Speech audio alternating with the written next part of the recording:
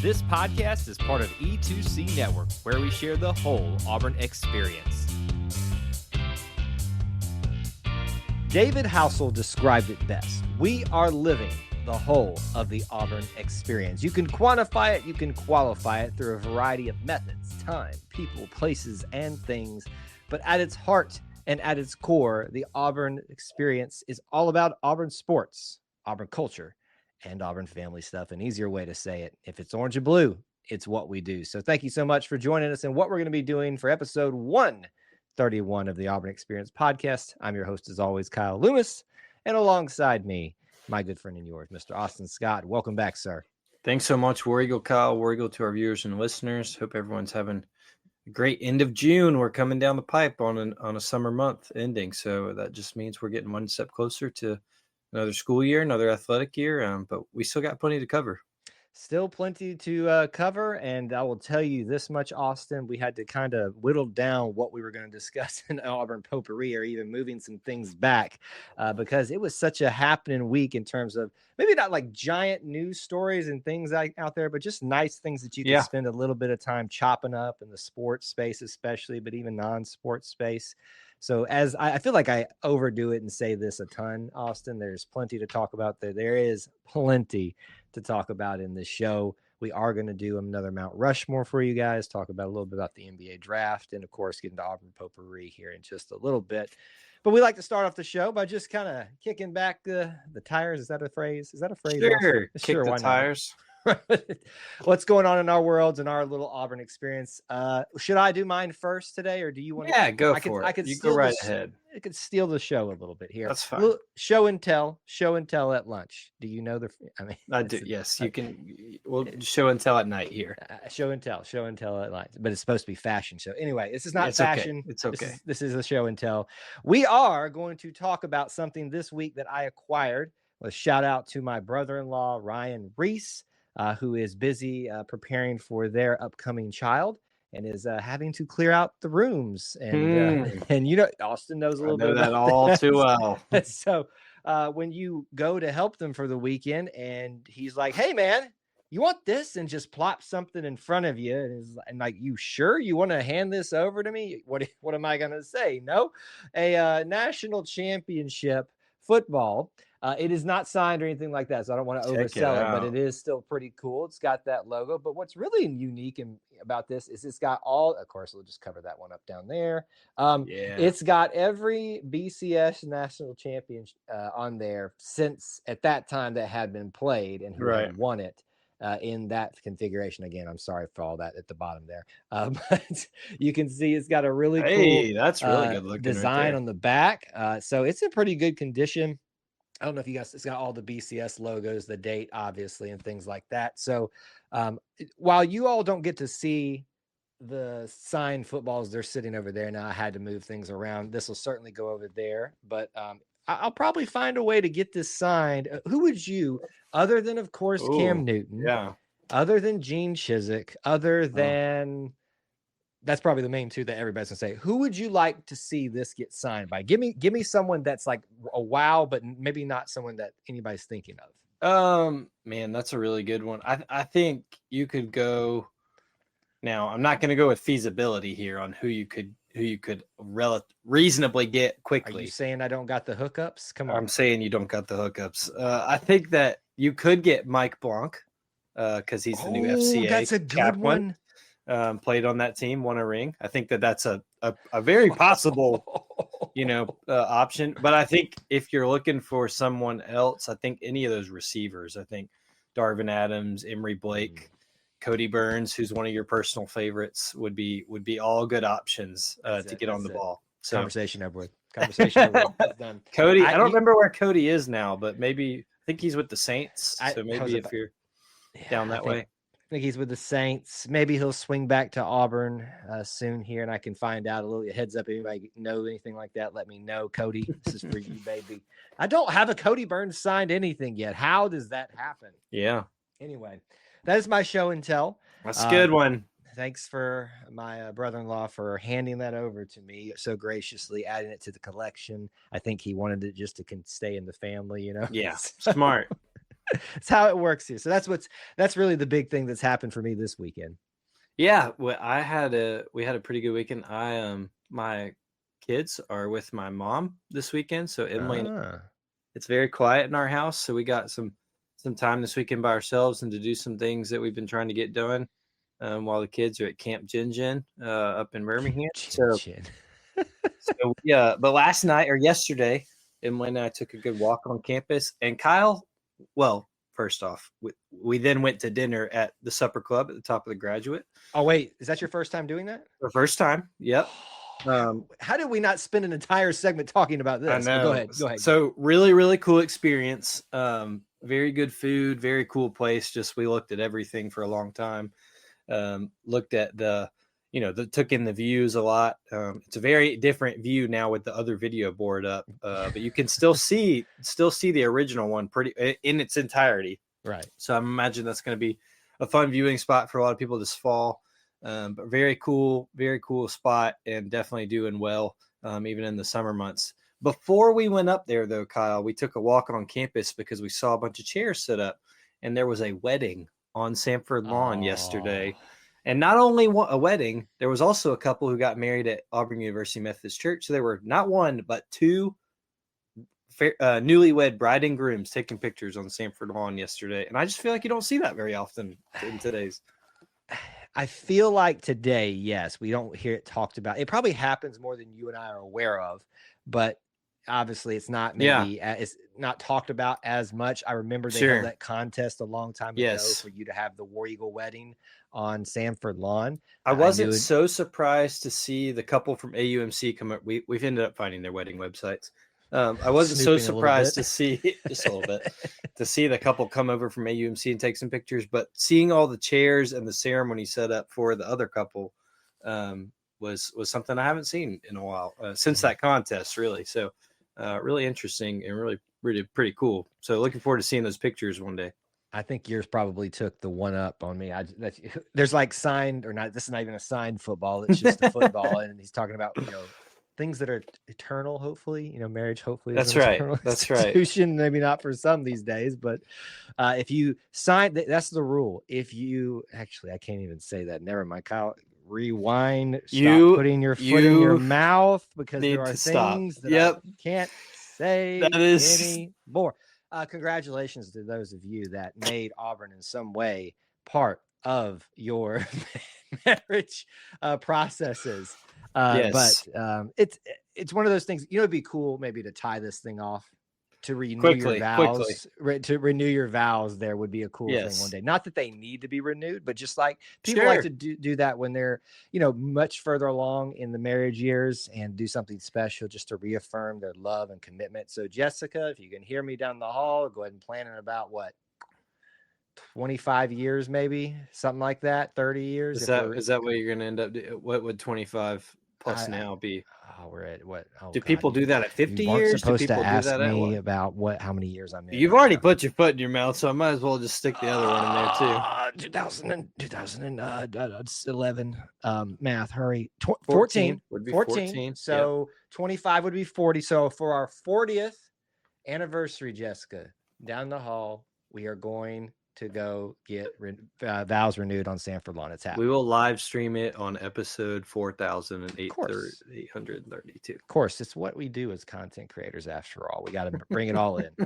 Okay, so let's get rolling here. Auburn Potpourri. We got a lot of different news things to hit with you today. Certainly, if you are a Auburn recruiting junkie, and I do mean junkie in the most loving sense, but also the most literal sense, because some of y'all are junkies. There are many elements to this past week of recruiting that we could discuss. Some probably we won't get into because it's not really that productive at this point. My guess is that if you're concentrating on golf, you're focusing on the wrong things. And I'm not talking about the head coach. All right, let's talk about the things that are main focuses. There were some decommitments this week, but what there were also were two commitments that were one really big in terms of size. Let's start right there. And once again, as Austin and I always talk about, we probably are going to mispronounce certain names. I'm going to do my best. Just forgive a poor accent boy from Alabama trying to figure out these things.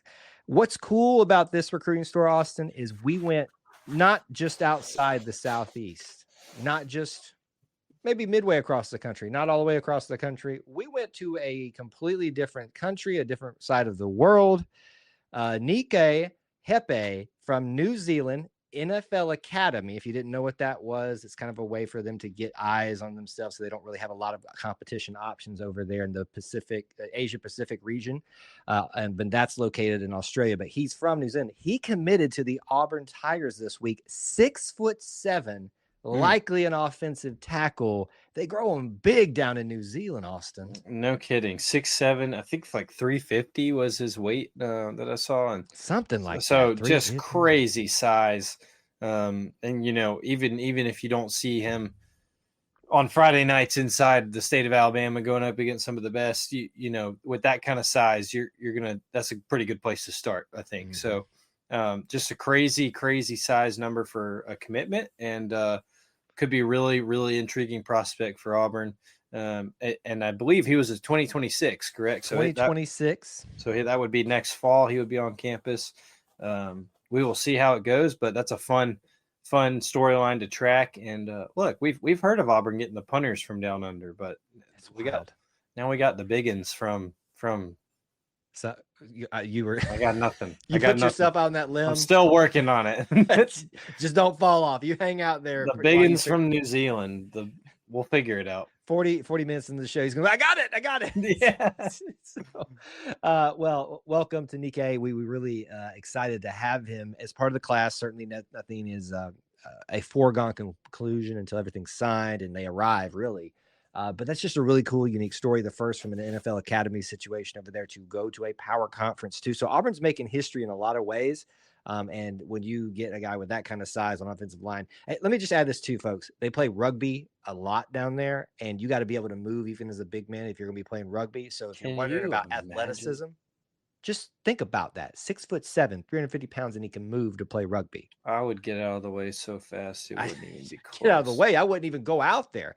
I would just be worried he's going to run past everybody and just run me over too. Anyway, welcome Nike to the Auburn 2026 class. Also, the 2026 class news this week. This one was probably, I think it's fair, Austin, to say a surprise. Would you say that as well? Yeah, I was surprised. And I mean, you're talking about a quarterback commit in this high school class, one that I don't think anyone had heard his name before, unless you're, like you said, a junkie. I think that shocked a lot of people.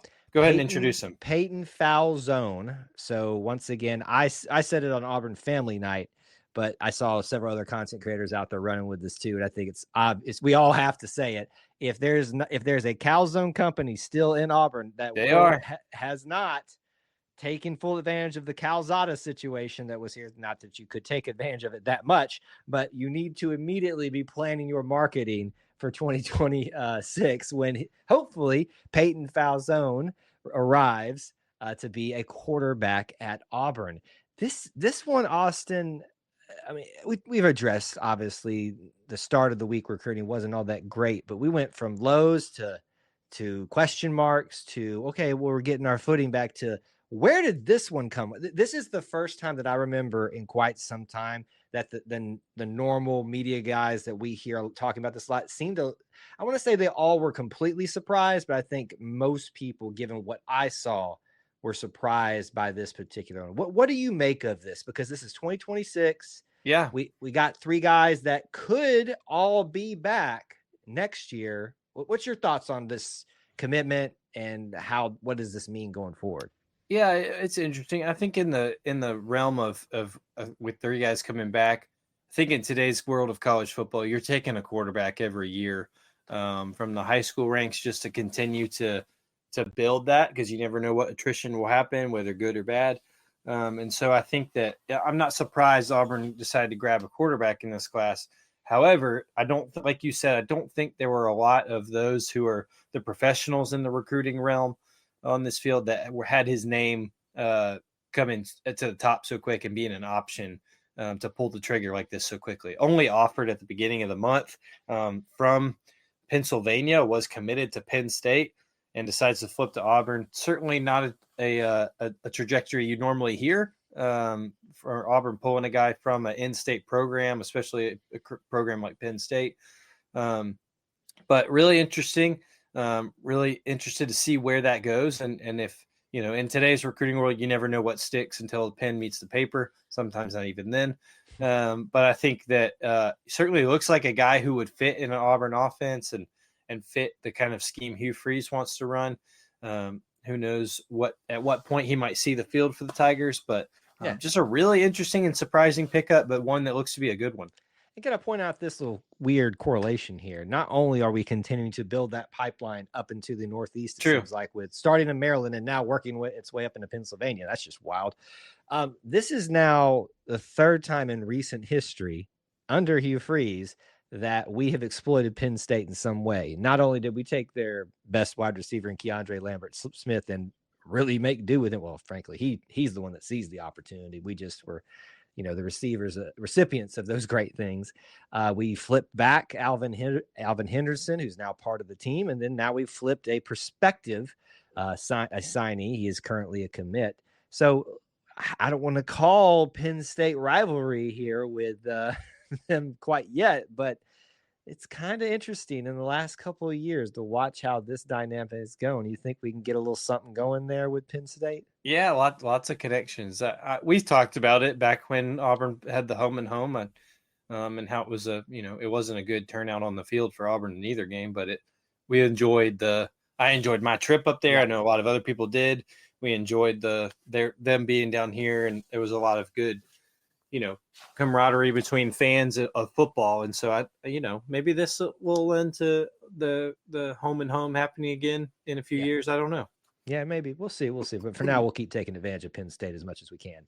A little bit in the sports realm, but this is kind of one of those things that you definitely don't pay attention to a lot in a normal cycle of things, but we should. And this is why, because great things are happening in the Auburn space, even outside your traditional big three, even outside of the traditional sports realms. We're talking about adapted sports. So when I say that is things like wheelchair basketball. We've talked about how great that program is, led by Rob Taylor. He has also led the national team and won gold medals. So that gives you an idea of the pedigree of athletes, leadership that's here at Auburn in the adapted sports space. He's also part of the leadership team for what we're talking about today and your new national champions, the Power Soccer national champions from Auburn University. That happened literally right after the show last week. So this is a bit about a week delayed, but we want to acknowledge them and talk about them a little bit because that's a really cool thing. We say that we're an everything school. I think we can continue to make that case. It was already before Power Soccer, but just put that in there as like another little notch in the belt for Auburn University. Power Soccer. I mean, I got to watch some of this now because I now that we know, obviously they won a national title, but thrust to some, awareness for everybody. We got to go check this out. Yeah, no, absolutely. I actually have a really good friend who is on the team, and Noah Griffith, and this was his first year on the team, and decided to take something up. Noah is an incredible sports writer, and I've got to work with him professionally as he was with the Plainsman and Opelika Observer, but he took this up this year, and obviously he helped the team out because they are now national champs. And so congrats to Noah and the team. Obviously that's a super cool accomplishment. And there's only, look, it doesn't matter what the sport is. There's only one national champion in each sport per year. And this year it's the Auburn Tigers. So congrats to them. And I think we definitely need to check it out. Check it out. And certainly I've always said that there needs to be a better way to keep track of these things. I did go find, obviously they're on the Adapted Sports website, so you can find their schedule, things like that. I say this for the club teams as well. So go check all that out. It's another thing for you to continue to broaden your Auburn experience and be aware of and celebrate. Because as we continue to tell you, it is wide, it is vast. It's about people, places, and things. Power Soccer, just add that on there and continue to make this Auburn experience such a great one. Let's talk a little bit about baseball. It's not often that we get to talk about a player the caliber of Ike Irish. Now, certainly we've talked about him a lot, performances in games, when we've done post-game reviews and things of that nature, post-series reviews, and have been following him for the last 3 years as one of, and currently ending this year, Auburn's best player. About to probably be drafted and leave Auburn, but drafted very high and very deservedly so.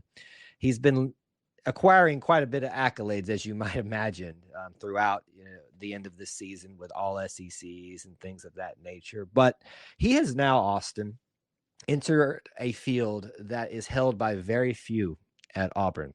The consensus All-America title, meaning all publications or groups, entities that give out a recognized All-America status, Ike Irish has won them all.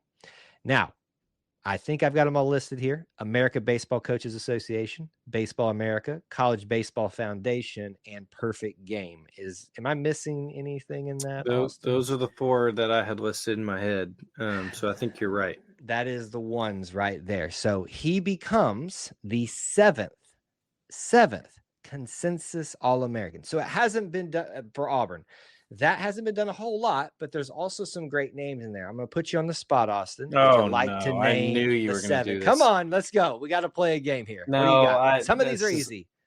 This is not a good spot for me to be in. How far does this go back? This goes back to 1989. So it's not too difficult. Most of these you should be able to have. Well, we're going to say Frank Thomas is on there. That's number 1. Ding, ding, ding. Okay. 1989. Yep. We're gonna say, man, I know the most recent one, and it's slipping from my mind.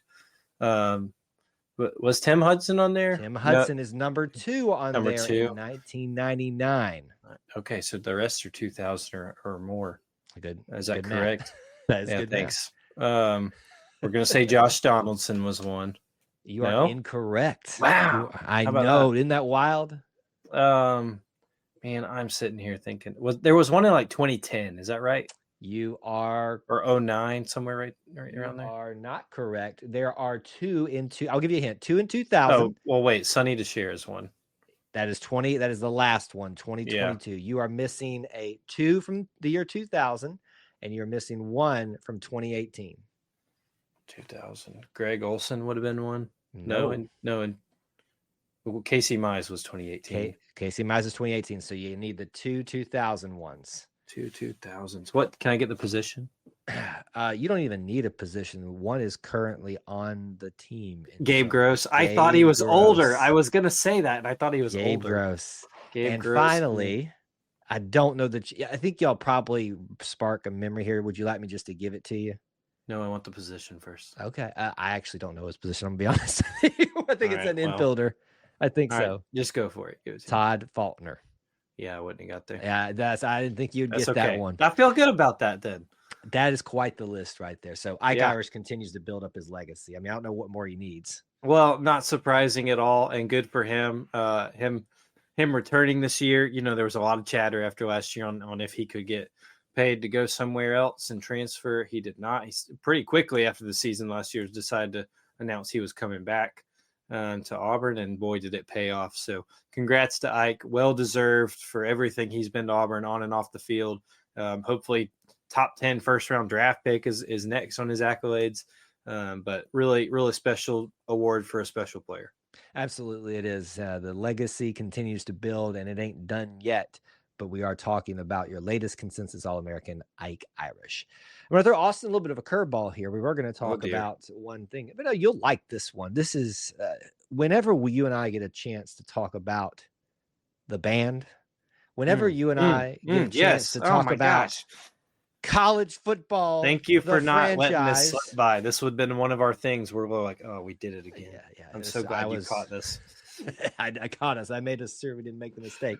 Ladies and gentlemen, I want you all to know for the world that every time you open up the second edition of the revival of the college football EO Sports video game for this 2026 edition, every single time that game hits start and the music begins, you will hear not only the direction of Dr. Corey Sperlin, not only the sweet, sweet sounds of the percussion, the brass, the woodwinds, every bit of the band, but just the entity that is the greatest band in the land. The Auburn University Marching Band is playing the opening theme for the college football 26 games. How cool was this past week, Austin? I mean, you and I love this game. Yes. We love this band. This doesn't get any better than this. Very, very, very cool. Really well kept secret as they EA came to campus to record them. Looked like it was in the Coliseum, so you got all the good acoustics that happen in Beard Eves, Mm-hmm. and they recorded the intro to the game. EA said they sought Auburn out as the candidate for it, and Auburn was happy to oblige. But just a very cool opportunity to feature a lot of talented students on Auburn's campus, and Auburn have a small little hand in one of the most popular video games, surely, of our lifetime. So very cool. Can't wait to hear it, and I think that's a little tidbit that we'll be bragging on for a while. Yeah, we're not done talking about it yet. And can we just all take a second and acknowledge that all those Bama fans that were so excited to see a certain player on that cover, every time that you look at that cover and you start that game, the sound you will hear will be what you call little brother. But guess what? We ain't little brother. So anyway, that little fact right there, that they will have to know that that's the case. So many of them won't even be aware, but it is fun to think about. Take a lot of pride in the band, and it's a cool thing. Is the association with the Metallica competition has helped us along. Metallica has that connection with the game here too. So I'm very proud of the band and excited that we got to be the first. I think the first. Yeah, I've never heard band? of any other this being presented to any other school. Maybe it has, and it wasn't made as big a deal. But the first time I'm hearing of it. Well, you know why it wasn't a big deal? Because it wasn't a good enough band. No, but now that's they the got truth. the greatest band in the land, College Football 26. Get ready, folks. It's just around the corner, and we're going to be talking a lot about that coming up soon. But congratulations to Dr. Spurland and the band. Let's go ahead and move into our main topic segment this evening. Our first main topic is going to be about Auburn and the NBA. Now, certainly, much of our discussion is going to centralize around what happened in the draft, the NBA draft 2025, and the fallout of that in good ways, opportunities for those. And we'll see where it kind of goes from there. Think of this as almost like a catch up for you for Auburn in the NBA. Certainly it is the off season. So a lot of this can change still, as something already changed for one player who's currently in the NBA. But use this as, yes, an NBA draft recap, but also Auburn in the NBA. To open things up, Austin, I know it feels like we bring this up all the time, but it's worth repeating. The way that Bruce Pearl has altered the identity of Auburn basketball, not just on the college basketball landscape, but on the professional viewing of them and what comes out of your program, is just so night and day different than anybody before him. Not to say that there hasn't been great players. There clearly have. I mean, one of the greatest, Charles Barkley, came during Sonny Smith's time, and Marquise Daniels came out of Cliff Ellis. There were others that didn't bring in anybody. Anyway, it doesn't matter. There's a great history already there. But you and I always talk about appreciating what you have. I don't know how we can have any unappreciation when you look at that fact alone, what Bruce Pearl has done for Auburn in regards to the NBA. Yeah, quite several years that I have certainly, from an Auburn perspective, not cared at all about the NBA draft. But Bruce Pearl has made that in recent years very applicable and very noteworthy for Auburn fans to tune in. And certainly this year was no different, but it has changed Auburn, and not just all of college basketball, but in the basketball landscape, college, professional, overseas, regardless. And so it is a lot more fun on this side of it, certainly. Oh, yeah. And there's plenty of great Auburn men that are benefiting from it. So, I'm super excited for more discussions like this. But one of our favorites has got a new home after the draft this week. Man, it's such I think, vindication. Not that it was unknown that Janai Broome was as good as he was, but a lot of people like to throw shade and say that he was only going to be a good college player, and I think obviously some NBA teams disagree with you. One in particular, but a lot that were looking at him. Janai Broome is your one and only player in this draft to get selected in the draft process. More to come after we talk about the draft here for Auburn. Janai Broome goes second round, 35th pick overall. It's like the 5th pick, I believe, in the second round. So very early, right where a lot of people had him.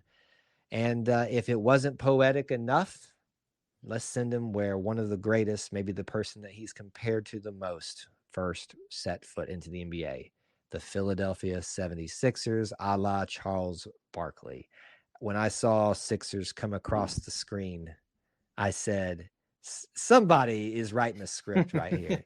This doesn't get any better. It's so awesome. So, Johni Broome, a Philadelphia 76er, so proud of him. Yeah, really great spot. Someone shared a picture, and I'm sorry, I'm not crediting whoever that is, but someone shared a picture of Johni with the commissioner, Adam Silver, and in the background on the screens, they've got all sorts of Philadelphia 76ers logos and pictures, and right next to Johni is a picture of Charles playing. Yep.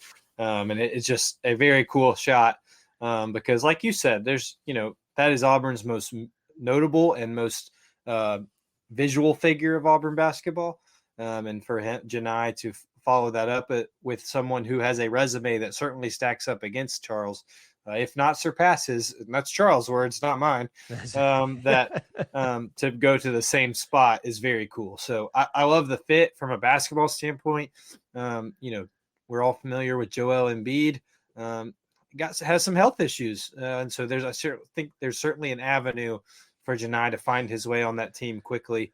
And make an impact. So I love the fit. I think it'll be really cool, and we'll certainly be pulling for him. Right, and he's switched numbers. If you're aware of that or you're not, 4 is retired for Philadelphia. So he showed that Auburn education, explained his right. his 2 + 2 = 4. So I'm going to go with 22. So 4 is retired for him. 22 is not. He's going to build his legend with that number for right now. But he also walks, and as he always has been, in some giant footsteps of Charles Barkley, but is making his own stories. It is just special and poetic that the 2 greatest players in Auburn history have walked such similar paths. We'll continue the discussions about who's the greatest as time goes on. I think some time still needs to pass a little bit for that. But the comparison is getting much and much easier with some of these funny things happening for him in the the NBA draft. So that's it for the draft part of things. No other Auburn guys were selected in the draft part, but just like with any other process, there are free agent options. Those are usually 2-way contracts, meaning that they can play with the professional team, and then their G League team. And then you've got something called an Exhibit 10 contract, which is like a step down from that, where it's kind of like you get just a shot to show off stuff again. It's still a great thing. So we've got all of those examples here. So let's run through those. These are all your free agent pickups for Auburn after the NBA draft. I'll run through them fast for you. Miles Kelly went to the Dallas Mavericks on a 2-way deal. Dylan Cardwell went to the Sacramento Kings on a 2-way deal, and Chaney Johnson with an Exhibit 10 contract to the Cleveland Cavaliers. Now, I think there's some interesting connections and storylines within some of those things, but your thoughts about Miles, Dylan, Chaney, and what you think about what they have achieved here and just getting picked up in free agency by these guys. Yeah. Well, I think it's really great that Dylan and Miles both got 2-way spots, because that, for those that don't know, that guarantees you some time with the major club. Right. That they'll probably spend the majority of their time in the G League. We certainly believe those guys are talented and can make waves, and those contracts be converted. But this gives them at least guaranteed some time on the biggest stage to be able to play with the big league team. And so I think that's fantastic for them. That's the best case scenario, right? After being drafted. And even if you're drafted, there's no guarantee you're not spending some time in the G League as well. So I love that for Dylan and Miles. I think that both of their skill sets are right up there can help real NBA teams. Miles, certainly a shooter. And if he continues to find his stroke, he'll help Dallas out in a big way. Dallas needs to probably schedule a couple games in Rupp Arena and just to get him going. But I think that Miles will be just fine. And then Dylan is we've all always known Dylan has a defensive rim protection and running of the court to work in the NBA. Sacramento is certainly a great spot for him, and they obviously loved him enough to make that deal pretty quickly. If you didn't get to see the video Drake Caldwell put out of Dylan choosing to go celebrate at Toomer's Corner after his contract signing. That's a pretty great video, and we've talked about that on this show about how Toomer's can be a celebration for a lot of things for Auburn people, and I love that the Auburn man Dylan Caldwell chose to celebrate at Toomer's Corner. So, and then for Chaney, an Exhibit 10 contract. Obviously, Chaney has been working hard from UAH all the way up to Auburn to show he belongs. I have no doubt that he'll be able to do the same with an Exhibit 10 contract with Cleveland. And, we'll get into summer league games here pretty quickly, and that's where a lot of these guys are able to go ahead and show off and contribute pretty early, and very close, very similarly in like how you can show off in summer league, especially on those Exhibit 10 contracts. Other teams might say, hey, I know you're on that Exhibit 10. When that expires, we'd love to put you on two-way or sign you to the big league. So Chaney will have that opportunity. I'm sure other guys will too. We didn't get to hear about Denver Jones or oh gosh, I'm blanking on the other name I was going to bring up. We didn't get to hear about other Auburn players kind of in those areas yet. And certainly Auburn's made waves overseas internationally too. But congrats to all those guys. And those two-way contracts are so important, even if you're not drafted. And I'm really happy to see those guys get them. But I did want to say, Kyle, it's just one draft pick, but there's some teams that don't get any draft picks. And so to make sure that you get one, it means a lot. So can you imagine having, predicted picks that didn't get drafted? Like, can't be me. Can you imagine? I don't know who could ever experience that type of thing. Couple connections here for some of these pickups of two-way deals and stuff. Miles Kelly is going to the Dallas Mavericks, where Marquise Daniels played a lot of his time. Marquise went around to a lot of different teams. Sure. And certainly, he's probably not known for just, actually, I think he's probably most known for his Dallas Mavericks time. So probably. Kind of like we talked about with Janai, the Charles connection, there's a little bit of an extra Auburn connection is there. Not really anything at the Sacramento Kings. There is, I believe, Tony Douglas, but he went to Auburn for 1 year and then went to Florida State, I think is what it is. So I guess if you want to throw that connection in there. And then Chaney Johnson getting a shot with the Cavaliers. Now, something has certainly changed in the last couple of days, but Okoro and Okiki were both there for a time. And Sharif was there for a time. So the Cleveland Cavaliers, which have a little orange in their color, kind of like the orange flavor from Auburn a little bit, it seems like. So we're so happy for all of them. Happy for Janai, happy for these guys, and happy for every other Auburn player that is going to get an opportunity overseas, in TBT, all these things. The story is not done for these guys, and we're going to continue to celebrate them. To round out our time here on this subject, we started off celebrating once again the change of Auburn's identity on the professional basketball level because of Bruce Pearl. Let's recount the history here of what has transpired. Since Bruce Pearl has arrived, he has had a total of 7 guys in the draft selected. And this is coming from a time where when was the last one that got drafted before that? I know it was like the early 2000s. Oh gosh, yeah. Something. But here's your list. Chimo Kiki in 2019 to Orlando, Isaac Okoro in 2020 to Cleveland, Sharif Cooper in 2021 to Atlanta, JT Thor to Charlotte in 2021 as well, 2022 double dose, Walker Kessler to the Jazz, and Jabari Walker. What the heck? Jabari Smith. Real quick, that was in the release.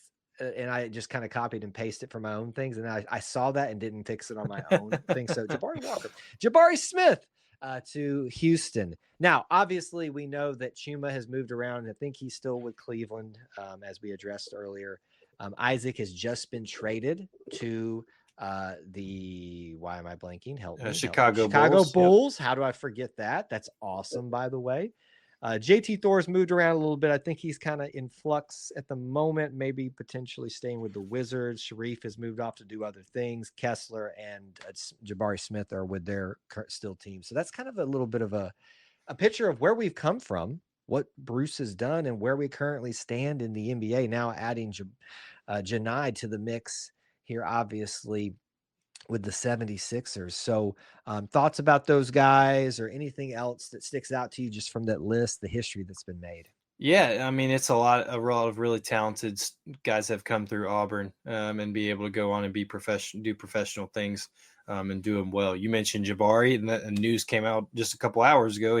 He'll be with you. We talked about him last week with his new teammate Kevin Durant. He'll be with Houston for the next 5 years, with a massive contract of Gotta a feel nice. good about that for him because when KD come in, a lot of people said, "Is he coming to replace?" But obviously, they value Oh, Jabari. I think they're going to work just fine together, and I think that a lot of people were saying similar things of just get those guys together and let them learn off each other, and they'll be just fine. But congrats to Jabari on a cool $122 million deal over 5 years. Jabari, we'll name this whole experience after you if you want to. Just give us a call. He's donated to some other Auburn entity. That's right. Jabari. This will be the Jabari Smith experience, sir. If you want to talk business, I'll wear a jersey every week. I'll wear a hat. I'll do whatever. Would be happy to. But it speaks to a lot about Auburn basketball and how far it's come. Coach Cal talked earlier in the week or a couple weeks ago about. And certainly he's had a lot of NBA talent go through his programs. And I think he mentioned a certain number of all the contracts. He was certainly on a recruiting pitch on a large scale podcast at the moment. But those numbers are growing for Bruce Pearl and Auburn. And that's something I don't think anybody saw coming several years ago. So very, very cool. Very awesome. And, Kyle, up until this point, he's done it with Under Armour. And I was told that was not possible for a long time. Yeah. So I was told you couldn't win basketball games. I was told you couldn't recruit well. I was told you couldn't make the Final Four. I was told you couldn't get a first-round draft pick or any draft picks for that matter. I was told you couldn't. If he's done all that with Under Armour up until now, 24 hours from now it'll be something to see with Bruce Pearl, I guess. So you're opening up doors we don't have time for. It's been done by Bruce Pearl in whatever fashion. The story has been laid. The path has been shown. And it has just continued with Janai on the official draft stance, but even others who have found their way into the league outside of other avenues, two-way contracts, international play.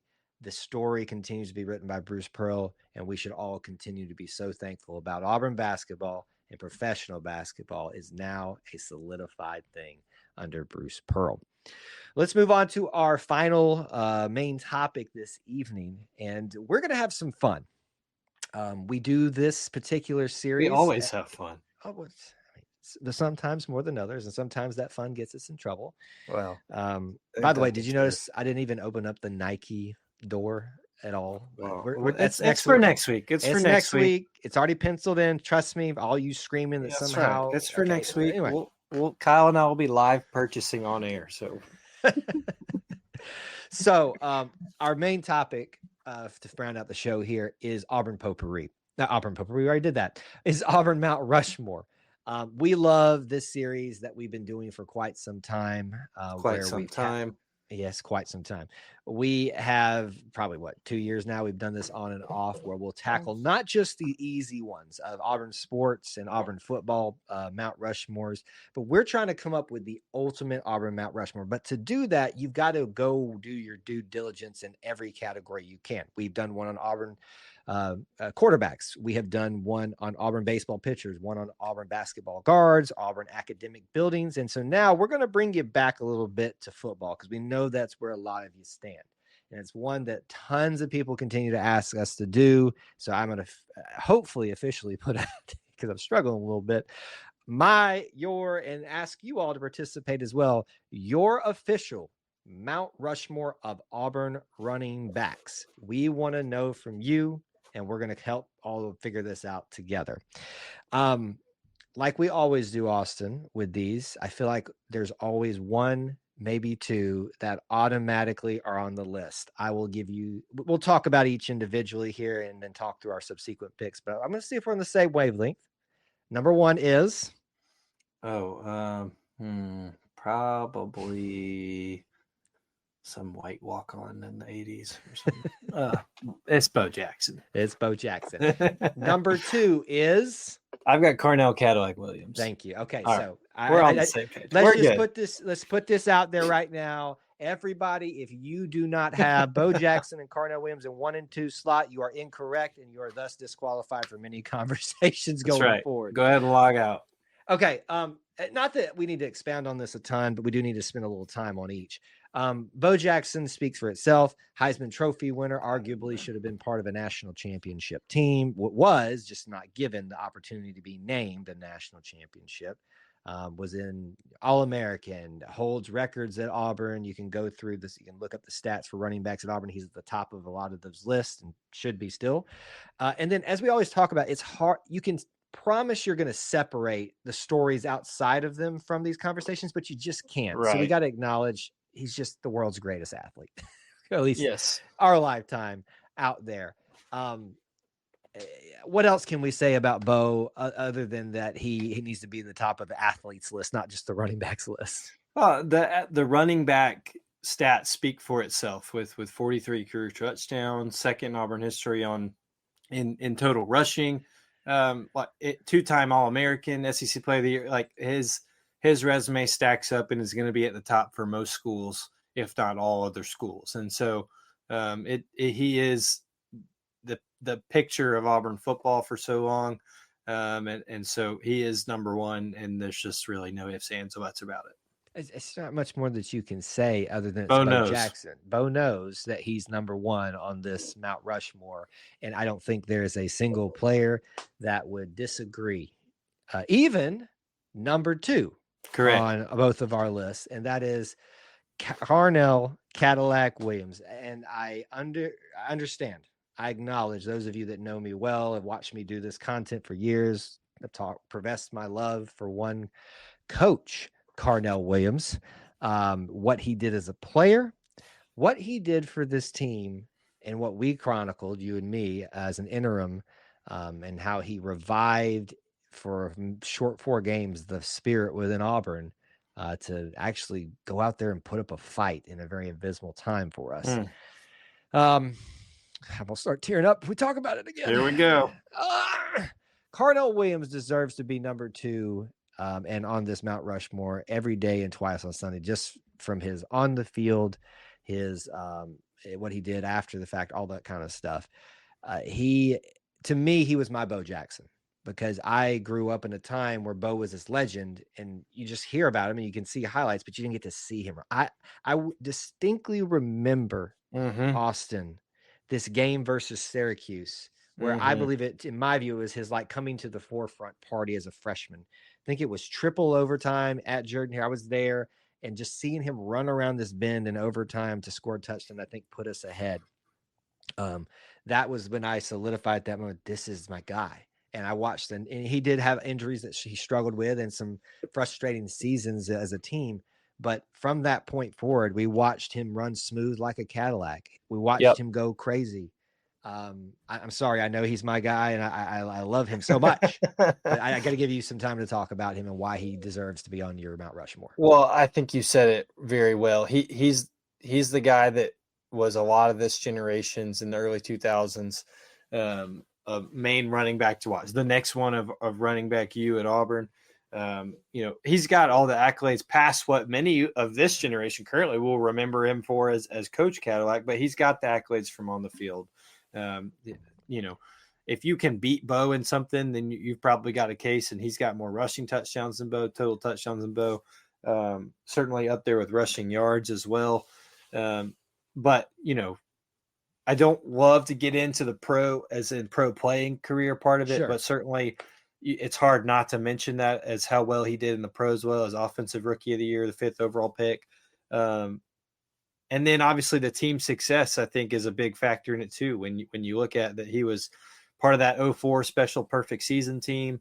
Certainly there were other factors as well, and other teammates who played a role in that. But I think Carnell was the face, and certainly has been for many people since. And so there's no question. I think that he's second on the Mount Rushmore. And like you said, with so much that has happened in recent years of being on the coaching staff, being the head coach for a time in such a tumultuous era, and kind of being able to pull Auburn out of that just briefly, this speaks even more. So no question, Carnell Cadillac Williams is going crazy as number 2 on Mount Rushmore.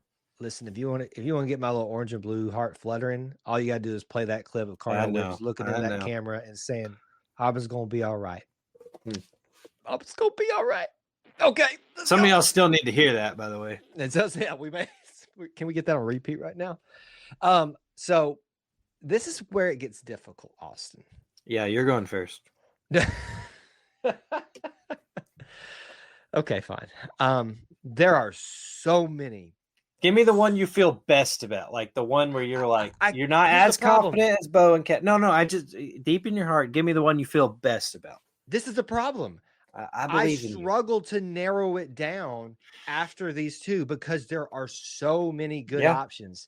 I'm a big history buff, and so I find myself leaning more to the stuff that I know less about in terms of I experienced it, to give honor and respect to that, what has been done. And but I think sometimes that's easy to do. It's also easy to go to the recency bias.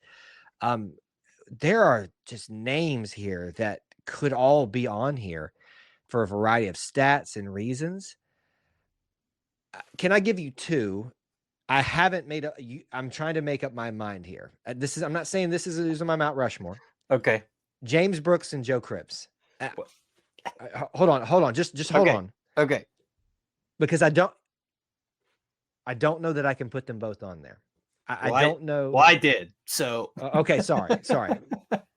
You took the correct route, but I'm trying to be a little bit nuanced here. That's fine. That we need that for the show. It's anything for the show.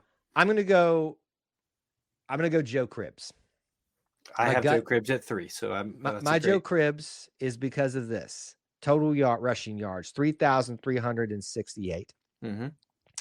Let me pull up the rest of this stuff here. Joe Cribbs would also be third in touchdowns behind Cadillac and Bo with 34. After that, you can just continue to look at some of the stat categories that he falls into. He's in plays. He had, Joe Cribbs is third in all rushing scrimmage plays, that type of stuff. When you go through the categories, Joe Cribbs pops up just about as much as Cadillac or Bo or some other that kind of is mixed in there because of some specialty they had. I think Joe Cribbs, not unfortunately, what am I talking about? Joe Cribbs has to go into that 3 spot. This feels a lot like Jason Campbell to me, where like when you just break it down, he has to be on there. Yeah. I mean, anything else to add there? I mean, I had Joe Cribbs.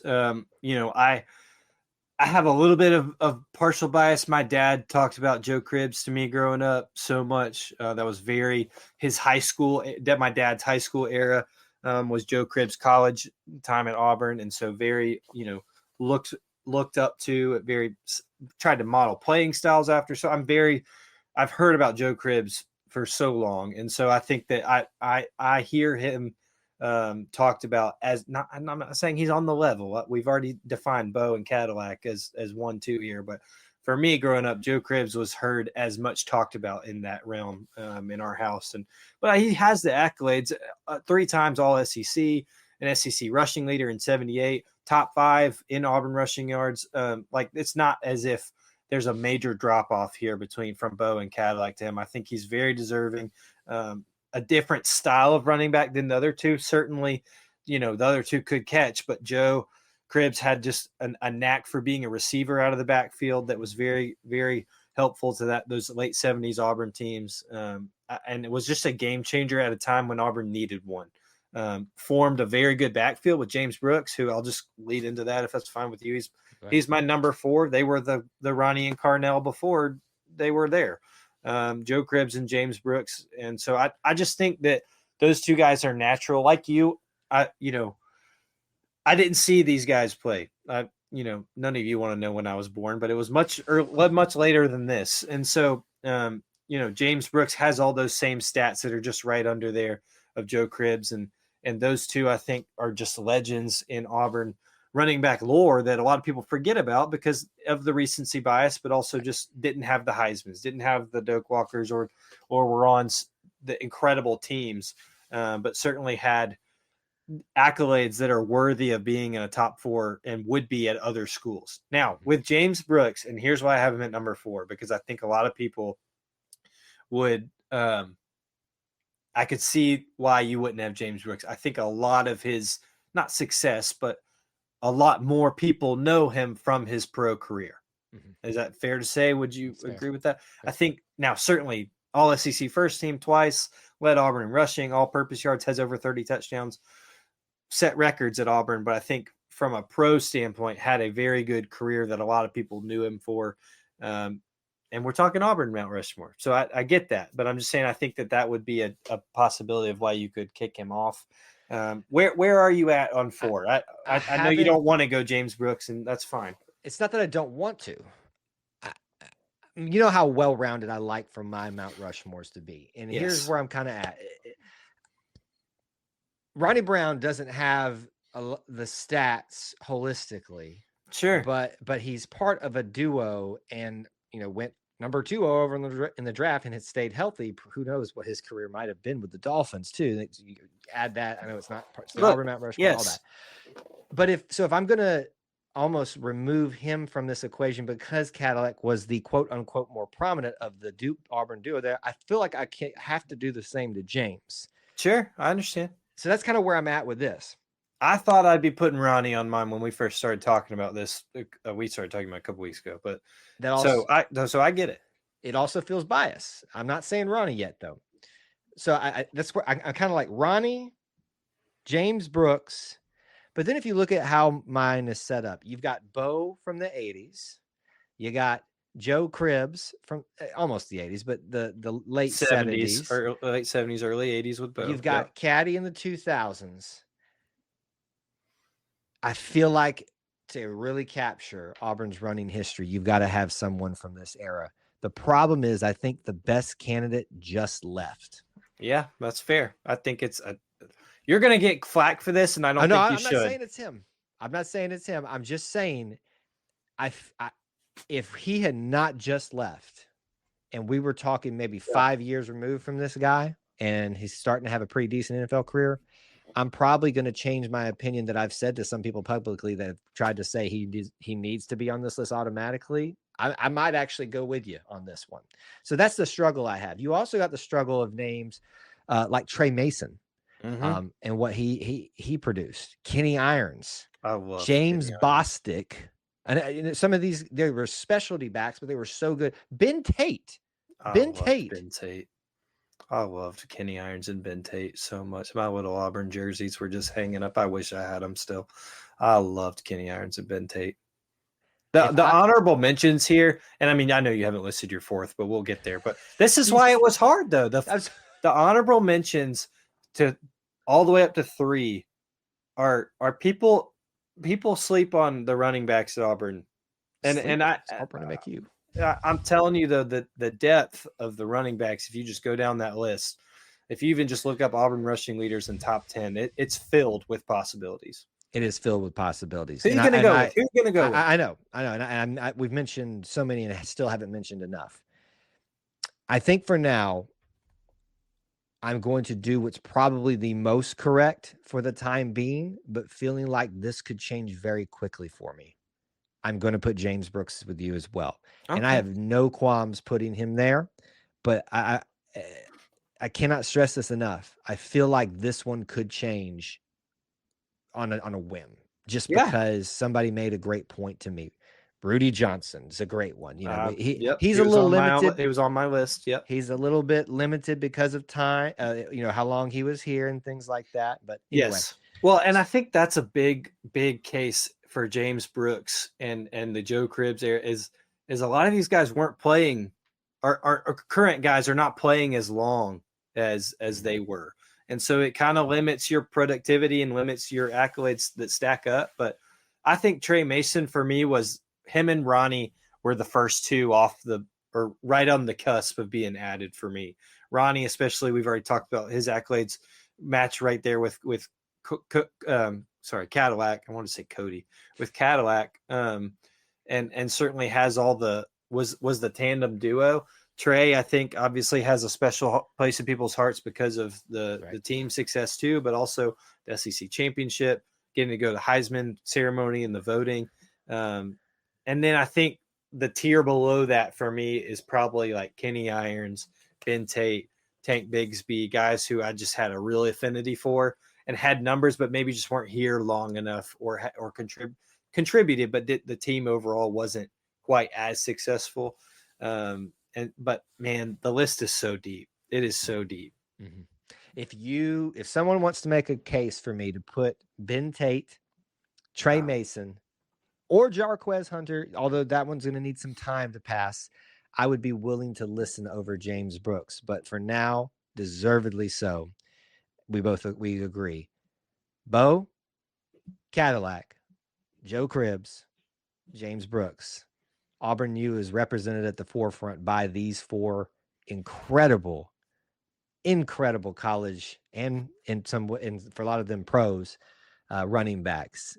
Auburn is running back U. There is no question about that. It is deep. It is wide. They are fast. They are strong. They are bulldozers. They are absolutely incredible.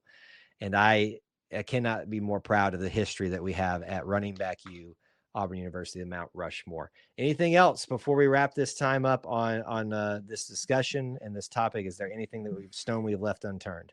Yeah, I mean, I think this is going to be one where there's going to be a lot of people that have similar combinations, but I think that there's going to be a lot that will differ, and I think recency bias has to do with that, and that's not a bad thing. No, but it is certainly going to be fun to read people's defenses and arguments for their own, and I hope we get a lot of submissions in. We will see what people say. We want to hear from you. Your Mount Rushmore of Auburn running backs. Is it same? Have you found those people that you want to switch out? But let me just go ahead and tell you right now, if 1 and 2 ain't Bo Jackson and Cadillac Williams, you can't be part of this discussion. You out of here for good.